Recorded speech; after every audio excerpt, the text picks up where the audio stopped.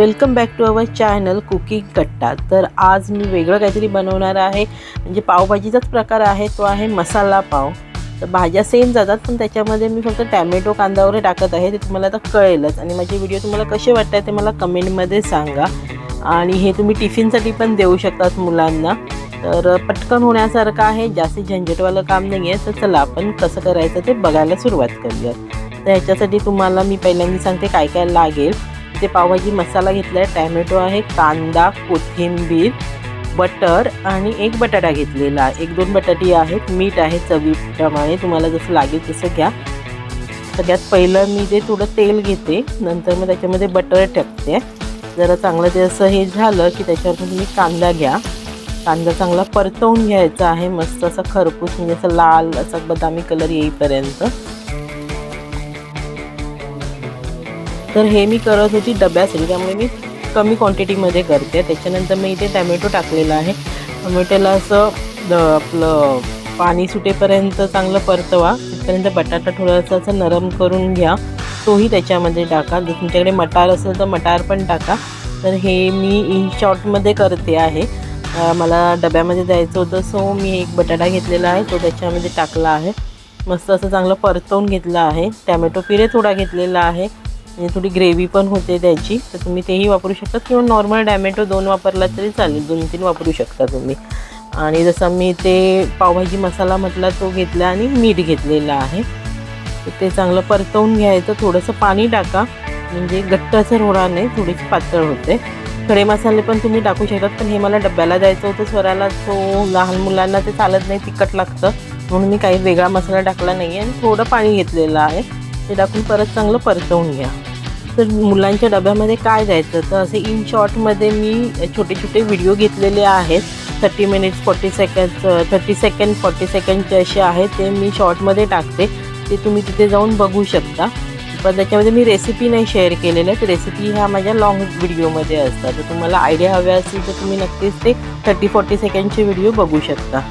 आणि जर तुम्हाला कुठे बाहेर वगैरे जायचं असेल तर तेही व्हिडिओ आहे श्वेतूश डायरी ह्या चॅनलवर।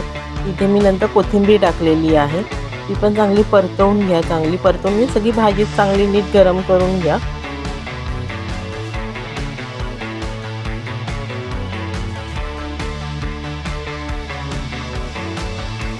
आता हे आपली भाजी रेडी झालेली आहे, ते मी जरा एका बाजूला घेते, आणि त्याच्यातच आपल्याला पाव पण करायचे आहेत। त्यासाठी एका बाजूला करून ठेवा, ती बाजूला भाजी घ्या।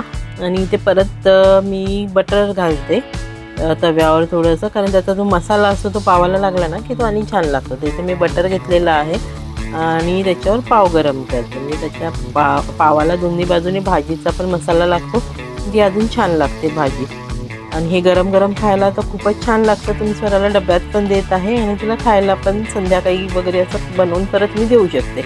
पटकन होण्यासारखी आहे, जास्त वेळ लागत नाही, 15-20 मिनिटांमध्ये होऊन जातं।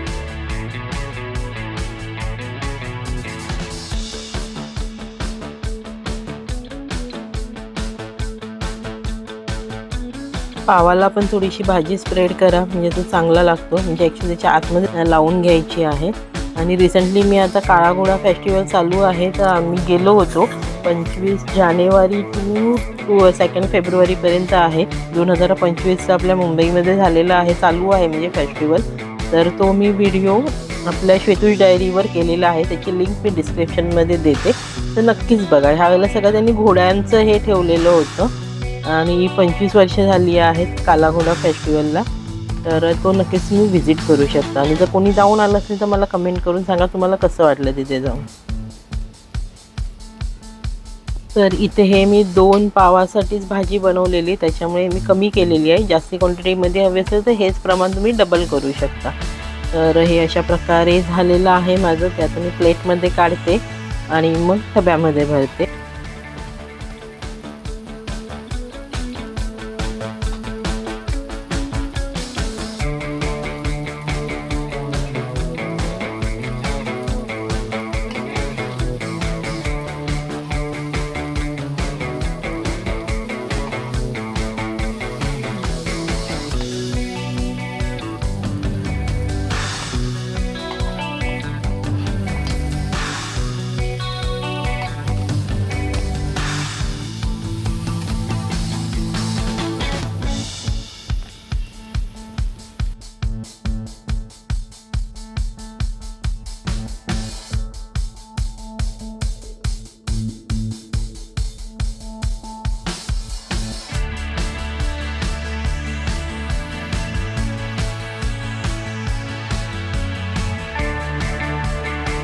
व्हिडिओ शेवटपर्यंत बघितल्याबद्दल थँक्यू. आणि असेच नवीन नवीन व्हिडिओ बघण्यासाठी चॅनलला लाईक करा, शेअर करा आणि सबस्क्राईब करा.